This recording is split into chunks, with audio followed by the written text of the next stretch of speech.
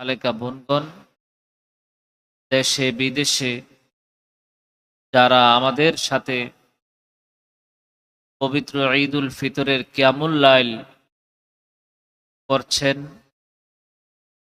সকলের প্রতি সালাম। আসসালামু আলাইকুম রহমতুল্লাহ। সম্মানিত উপস্থিতি, পহেলা রমজান থেকে শুরু করে আজ শেষ রমজান পর্যন্ত মোট 30টি রোজা আমরা পালন করেছি। পবিত্র 30টি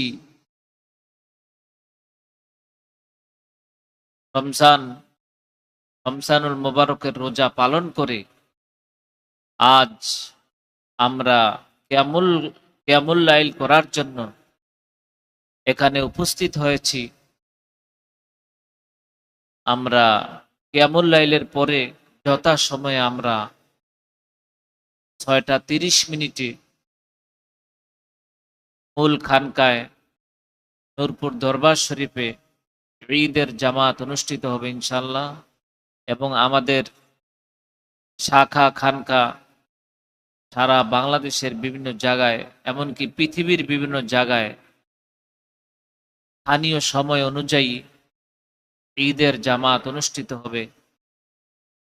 শুরু থেকে এ পর্যন্ত আমরা রোজা রাখার চেষ্টা করেছি। যেভাবে আমাদের রোজা রাখার দরকার ছিল সেভাবে আমরা রোজা রাখতে পারিনি।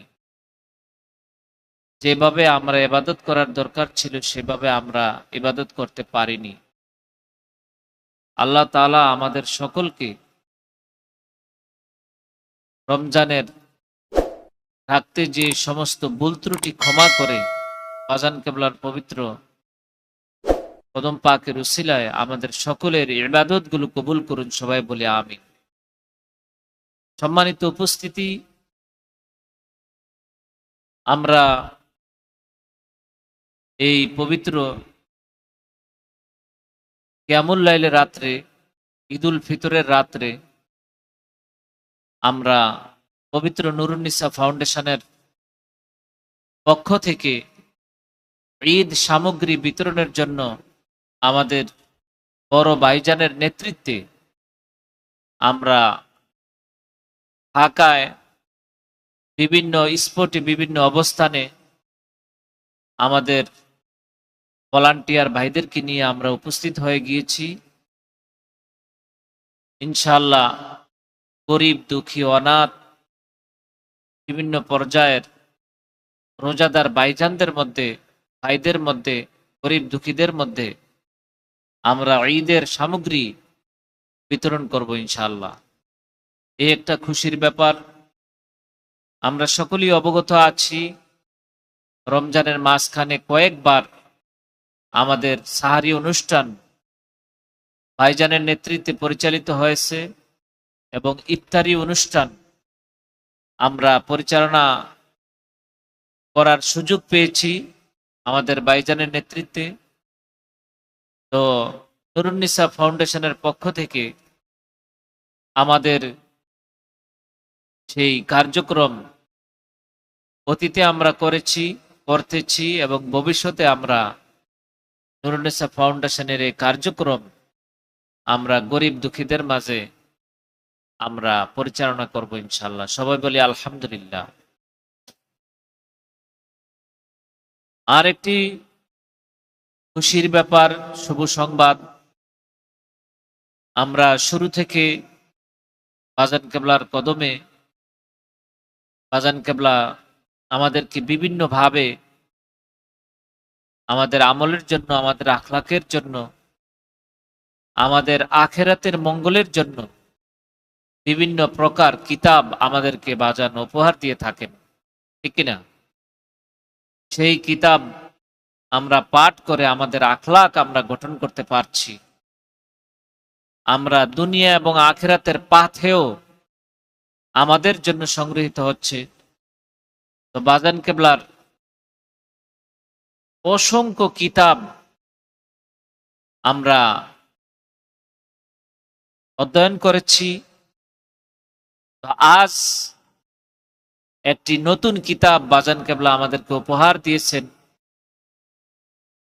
তো সেই কিতাব থেকে আমি আলোচনা করব ইনশাল্লাহ। কিতাবটির নাম বাজান দিয়েছেন কোরআন ও হাদিসের আলোকে হালাল উপার্জন। এই কিতাবটি এতই গুরুত্বপূর্ণ, আমি মনে করি পূর্বে যত কিতাব বাজান কেবলা প্রকাশ করেছেন, প্রকাশনা হয়েছে, সমস্ত কিতাবের যত আমল আছে, সমস্ত আমল কবুল হবে এই কিতাব থেকে। যা হাদিস কোরআন থেকে বর্ণিত হয়েছে তা যদি পালন করি, তাহলে আমাদের পূর্বের সমস্ত আমল কবুল হবে। কি বলেন? এই কিতাবটি এতই মূল্যবান, এতই গুরুত্বপূর্ণ যে এই কিতাবের সঠিক নিয়ম, হালাল উপার্জন যদি আমাদের না থাকে, তাহলে কোনো ইবাদত কবুল হবে না। ঠিক কিনা বলেন? আপনি একটা জামা গায়ে দিয়েছেন, একটা জুব্বা গায়ে দিয়েছেন, এই জুব্বার সমস্তটাই পবিত্র, হালাল, কিন্তু একটা সুতা হারাম। এই জুব্বা গায়ে দিয়ে কোনো ইবাদত করলে কবুল হবে বলেন? হজ কবুল হবে? নামাজ কবুল হবে? কোনো ইবাদত কবুল হবে? হবে না। তাহলে হালাল উপার্জন এটা এতই গুরুত্বপূর্ণ, যা আমাদের আখলাকের মধ্যে থাকলে, হালাল থাকলে কবুল হবে, আর যদি হারাম থাকে, অবৈধ উপার্জন থাকে, তাহলে কি কবুল হবে না? বলি সুবহানাল্লাহ। এতই গুরুত্বপূর্ণ একটা বিষয়। সম্মানিত উপস্থিতি, এই কিতাবের মধ্যে কি আছে, বাজান কেবলা আমাদেরকে কি উপহার দিয়েছেন, তা আমরা দেখব ইনশাল্লাহ। এই কিতাবের মধ্যে মুর্শিদ কেবলা সন্নিবেশিত করেছেন হালালের পরিচয়, উপার্জনের পরিচয়, উপার্জনের প্রকারভেদ, উপার্জন বৈধ হওয়ার ইসলামী মূলনীতি, হালাল ও হারাম বিষয় জানার হুকুম, উপার্জনের গুরুত্ব, উপার্জন করার ক্ষমতা দুনিয়ার কল্যাণকর বিষয়, উপার্জন স্বাবলম্বী হওয়ার মাধ্যম, উত্তরাধিকারীদেরকে সচ্ছল রেখে যাওয়ার উপায়, নিজ হাতের উপার্জন সর্বোত্তম রিজিক, জীবন পরিচালনার জন্য উপার্জন আবশ্যকীয় বিষয়, পৃথিবী উপার্জন করার একমাত্র ক্ষেত্র, পারিবারিক দায়িত্ব পালন, ইসলামের দৃষ্টিতে হালাল উপার্জন, হালাল উপার্জনের গুরুত্ব ও তাৎপর্য।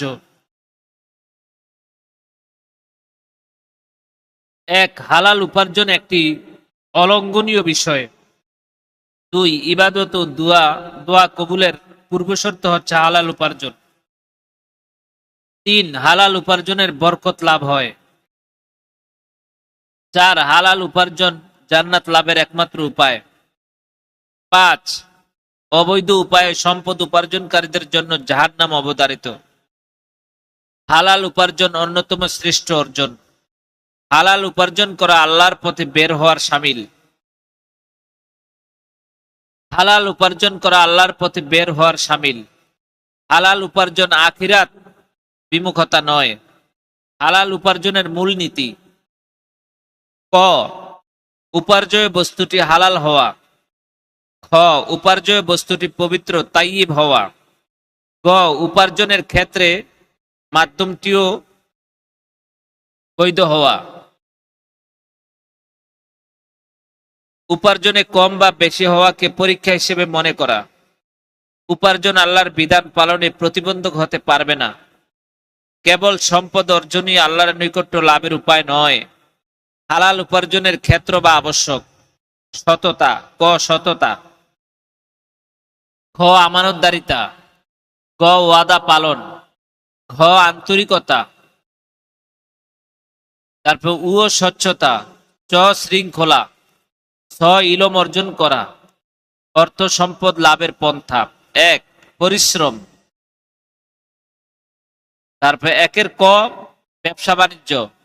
হালাল ব্যবসার বিষয়ে ইসলামের দিক নির্দেশনা। হালাল ব্যবসা বাণিজ্যের স্বরূপ। ইসলামে ব্যবসার মূলনীতি সমূহ। খ, চাকরি। গ, কৃতকর্ম। ঘ, শিল্প কারখানা। ও, বিদেশ গমন। উত্তরাধিকার। রিজিক দেরিতে আসছে বলে অবৈধ পন্থা অবলম্বন না করা। হারাম উপার্জন সম্পর্কে জানা। হালাল জীবিকা অবলম্বনের উপায়। তাকওয়া অর্জন ও পরকালীন জবাবদিহিতার ভয়। হালাল জীবিকার উপর তুষ্ট থাকা।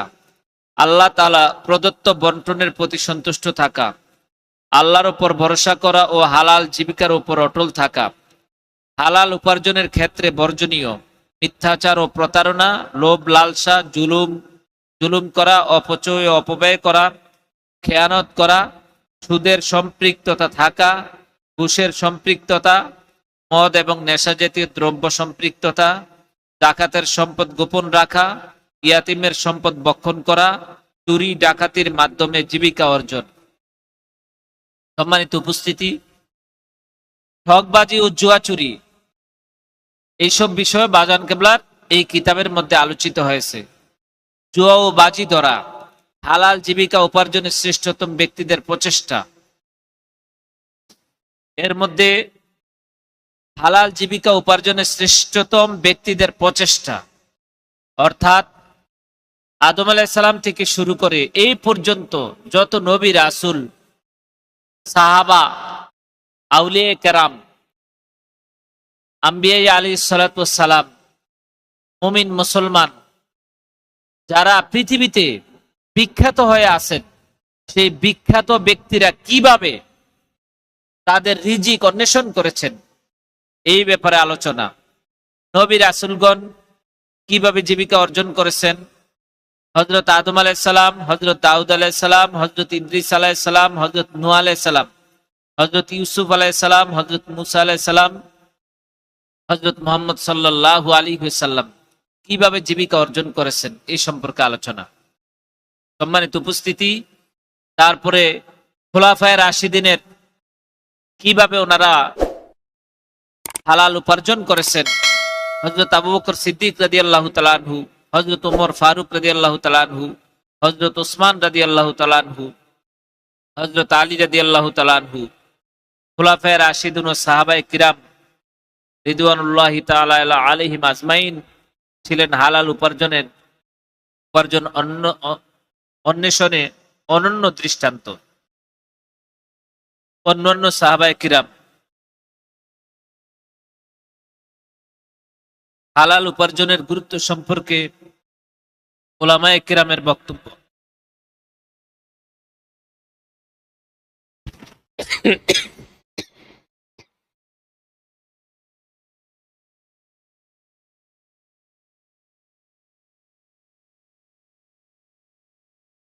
রিজিক রাজবৃদ্ধি আল্লাহর পক্ষ থেকে হয়।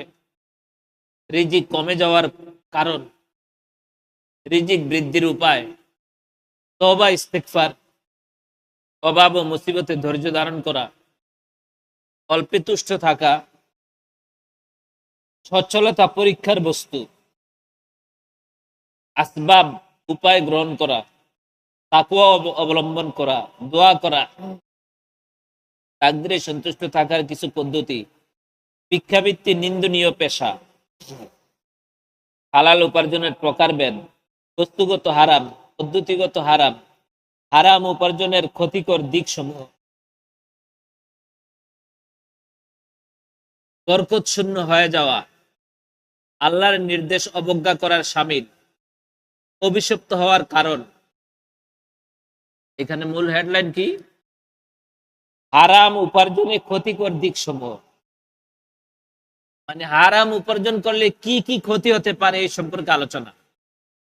বরকত শূন্য হয়ে যাওয়া, আল্লাহর নির্দেশ অবজ্ঞা করার শামিল, অভিশপ্ত হওয়ার কারণ, জাহান্নামে যাওয়ার কারণ, জান্নাতে যাওয়ার প্রতিবন্ধক, হারাম উপার্জনের দান আল্লাহ গ্রহণ করেন না। হজ উমরা সহ কোনো আমলই কবুল হয় না। ওই যে আগে যা বললাম, মহাশক্তিধর আল্লাহর ক্রোধ ও জাহান্নামকে আবশ্যক করে দেয় হারাম উপার্জন।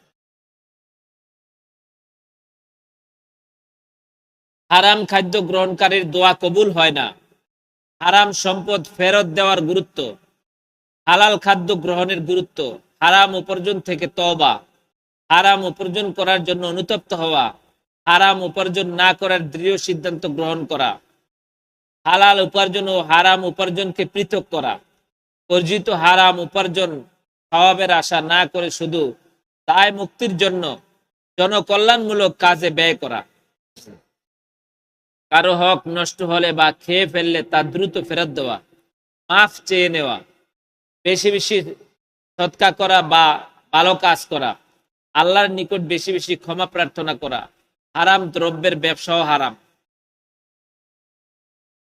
বাইউল ইনা তথা পাতানো ক্রয় বিক্রয় নিষিদ্ধ। রাসূলুল্লাহ সাল্লাল্লাহু আলাইহি ওয়াসাল্লামের জীবনে দারিদ্র, দুনিয়ার মোহ ত্যাগ করা ও দরিদ্রতার মাহাত্ম্য।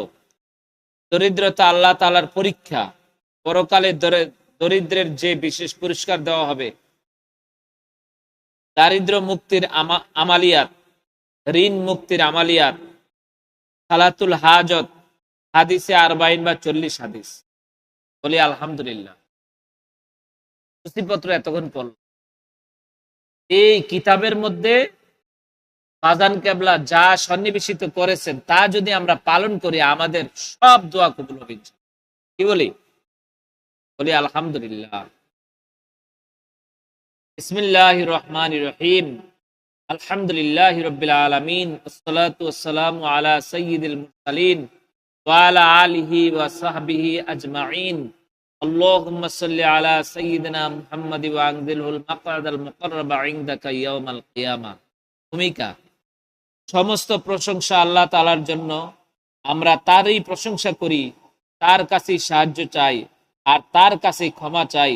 আল্লাহর রহমত ছাড়া, আল্লাহর সাহায্য ছাড়া, আল্লাহর শরণাপন্ন হওয়া ছাড়া মানুষের জীবন সুন্দর ও সফল হয় না। রাসূলুল্লাহ সাল্লাল্লাহু আলাইহি ওয়াসাল্লামের জীবন অনুসরণই রয়েছে আমাদের সফলতা ও কামিয়াবি। অসংখ্য দুরুদ ও সালাম সাইয়্যিদুস সাকালাইন, নাবিউল আম্বিয়া ওয়াল মুরসালিন, রাহমাতুল লিল আলামিন, নূরে মুজাসসাম মুহাম্মদুর রাসূলুল্লাহ সাল্লাল্লাহু আলাইহি ওয়াসাল্লামের উপর এবং তার পরিবার, আওলাদ শরীফ ও আহলে বাইত এবং তার প্রিয় সাহাবীগণের উপর। আল্লাহ তাআলার মনোনীত একমাত্র পরিপূর্ণ ও শাশ্বত জীবন ব্যবস্থার নাম ইসলাম। এতে মানব জীবনের ব্যক্তিগত, পারিবারিক, সামাজিক, অর্থনৈতিক, রাজনৈতিক, রাষ্ট্রীয় ও আন্তর্জাতিক পরিমণ্ডলের যাবতীয় বিষয়ের সমাধানে হিকমতপূর্ণ বিধানের পরিপূর্ণ বিবরণ রয়েছে। এটি মানুষের জন্য যা কল্যাণকর ও হিতকর সে বিষয় বৈধ করত সবিশেষ গুরুত্বারোপ করেছে এবং যাবতীয় অকল্যাণ ও ক্ষতিকর বিষয় হতে মানব জাতিকে সতর্ক করেছে। অতএব ইসলাম মানব জাতির জন্য কল্যাণের আধার হিসেবে শান্তির বার্তা নিয়ে আবির্ভূত হয়েছে। মানব দেহের জীবনী শক্তি হিসাবে রক্তের যেমন গুরুত্ব রয়েছে, মানব জীবনে অর্থের গুরুত্ব ও প্রয়োজনীয়তাও তেমনি তাৎপর্যপূর্ণ। ফলে অর্থ মানব জীবনের অবিচ্ছেদ্য অংশ, আর এর জন্য প্রয়োজন মেধা, শ্রম ও সময়ের যথোপযুক্ত ব্যবহার। জীবন নির্বাহের এই মাধ্যমটি পেশা হিসেবে পরিগণিত। আল্লাহ তাআলা তার নির্ধারিত ফরজ ইবাদত যেমন সালাত সম্পন্ন করার পর জীবিকা অন্বেষণে জমিনে ছড়িয়ে পড়তে নির্দেশ দিয়েছেন, যাতে সর্বশ্রেষ্ঠ জীব নিজেই জীবিকা অর্জনে ব্রতী হয়। রাসূলুল্লাহ সাল্লাল্লাহু আলাইহি ওয়াসাল্লাম নিজের পরিশ্রম লব্ধ উপার্জনকে সর্বোত্তম উপার্জন হিসেবে আখ্যায়িত করেছেন। আম্বিয়ায়ে কিরাম আলাইহিস সালাম ও সালফে সালিহিন রিদওয়ানুল্লাহি তাআলা আলাইহিমের মধ্যে প্রায় সকলেই নিজ হাতে উপার্জিত জীবিকা বক্ষণ করতেন। নিজ হাতে উপার্জিত রিজিক বক্ষণে রয়েছে মানসিক প্রশান্তি ও ইবাদতে মনোযোগ দেওয়ার অপার সুযোগ। বলি সুবহানাল্লাহ।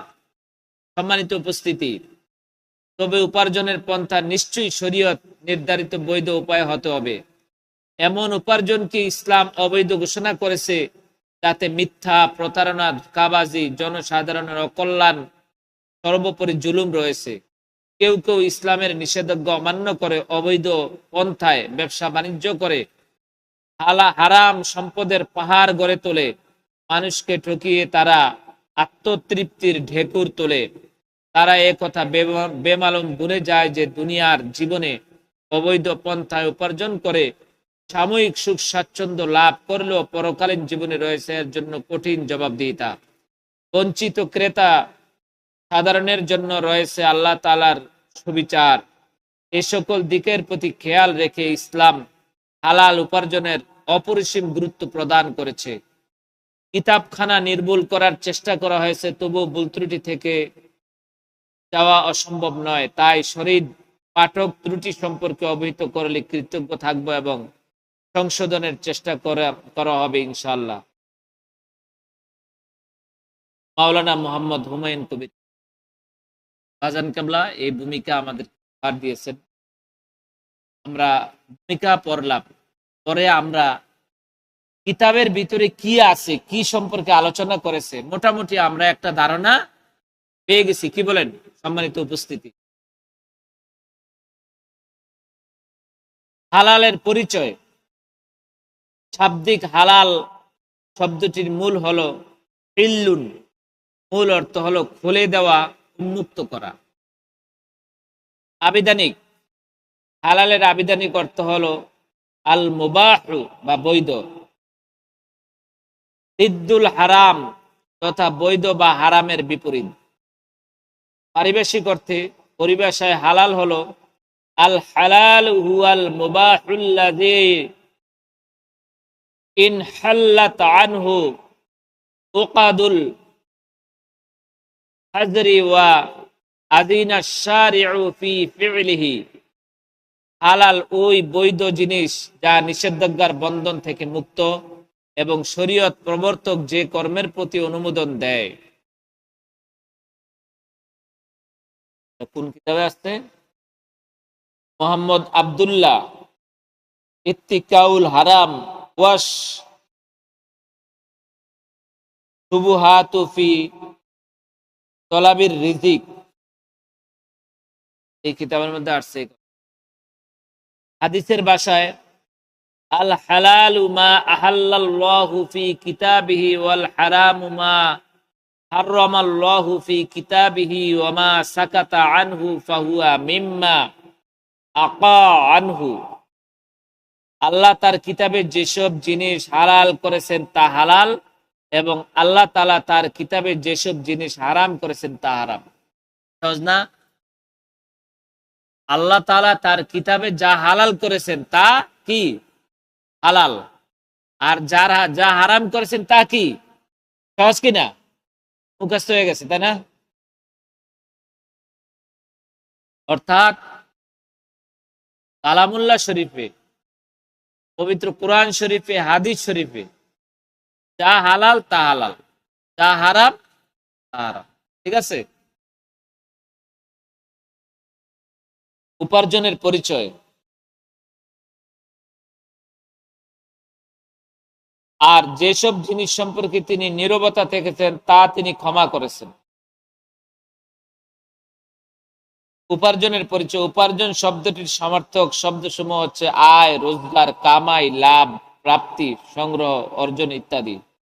আরবিতে আল কাসবু এবং ইংরেজিতে বলা হয় এয়ার্ন,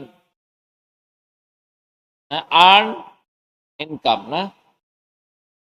পরিভাষায় উপার্জন হলো জীবন পরিচালনার জন্য বিভিন্ন মাধ্যমে সম্পদ অর্জন করা। অন্যভাবে বলা যায়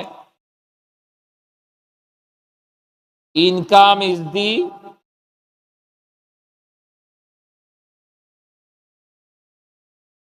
monetary payment received for goods or service or from other source and rents or investment। যদি বেশি পারি না তো অর্থ অর্থাৎ আয় উপার্জন হলো ওই পারিশ্রমিক প্রদান যা পাওয়া যায় মালামাল অথবা সেবাকর্ম অথবা অন্য কোনো উৎসের বিনিময়ে, যেমন ভাড়া কিংবা পুঁজি। উপার্জনের প্রকারভেদ। আল্লাহ তাআলা তার সমগ্র সৃষ্টিকে মানুষের খাদেম করেছেন। মানুষ নির্দেশিত পথে তা থেকে উপার্জন বা সম্পদ আহরণ করবে। ইসলাম এমন একটি জীবন বিধান যা কোনটি হালাল আর কোনটি হারাম তা স্পষ্টভাবে জানিয়ে দিয়েছে। সেজন্য রাসূলুল্লাহ সাল্লাল্লাহু আলাইহি ওয়াসাল্লাম ইরশাদ করেন, আল হালালু বাইয়িনুন ওয়াল হারামু বাইয়িনুন ওয়া মা বাইনাহুমা মুশাব্বাহাতুল লা ইয়ালামুহা কাসীরুম মিনান নাসি ফামিনাত তাকাল মুশাব্বাহাতি ইস্তাবরাআল ইস্তাবরাআ লিদীনিহি ওয়া ইরদিহি ওয়া মান ওয়াকা ফিশ শুবুহাতি কারাইন ইয়ারআ হাওলাল হিমা ইউশিকু আই আন ইউওয়াকিউ আলা ওয়া ইন্না লিকুল্লি মালিকিন হিমান আলা ইন্না হিমাল্লাহি ফি আরদিহি মাহারিমুহু। এটা হলো হাদিস। হালাল উপার্জন এবং হারামও, হালাল স্পষ্ট এবং হারামও সুস্পষ্ট, আর এ দুইয়ের মধ্যবর্তী বিষয় হলো সন্দেহজনক, আর বেশিরভাগ লোকই সেগুলো সম্পর্কে সঠিক পরিচয় জানে না। অতএব যে ব্যক্তি ওই সন্দেহজনক জিনিসগুলোকে পরিহার করলো, সে তার দিন ও মান সম্মানকে পবিত্র রাখলো। আর যে ব্যক্তি সন্দেহের মাঝে পতিত হলো, তার উদাহরণ ওই রাখালের মতো যে পশু চড়ায় সংরক্ষিত ভূমির সীমানায় এমন ভাবে যে যে কোনো সময় সে তাতে প্রবেশ করবে। জেনে রাখো, প্রত্যেক বাদশার সংরক্ষিত এলাকা থাকে। জেনে রাখো, জমিনের মাঝে আল্লাহর সংরক্ষিত এলাকা হচ্ছে তার হারামকৃত বস্তুসমূহ। সহিহ বুখারী শরীফ, হাদিস নং 52। আলোচ্য হাদিস থেকে বোঝা যায় উপার্জন দুই ধরনের, হালাল উপার্জন এবং হারাম উপার্জন। উপার্জন বৈধ হওয়ার ইসলামী মূলনীতি। সম্মানিত উপস্থিতি, ইসলামে উপার্জনের ক্ষেত্রে অনুসরণীয় দুটি মূলনীতি রয়েছে। এক, মূলগত, যা উপার্জন করা হবে তা মূলগতভাবে হালাল হতে হবে। দুই, পদ্ধতিগত, যা উপার্জন করবে তা বৈধ পন্থায় হতে হবে। এক, মূলগত উপার্জন কাকে বলে? একজন ব্যক্তি যা উপার্জন করবে সে উপার্জয় বস্তুটি অবশ্যই উত্তম ও হালাল হতে হবে। আর ইসলাম যাবতীয় কল্যাণকর ও হিতকর বস্তুকে মানব জাতির জন্য হালাল করেছে। ঠিক আছে, ইসলাম যাবতীয় কল্যাণকর ও হিতকর বস্তুকে মানব জাতির জন্য হালাল করেছে। তবে হালালের সংখ্যা কি? বেশি, তাই না? আর হারামের সংখ্যা কম।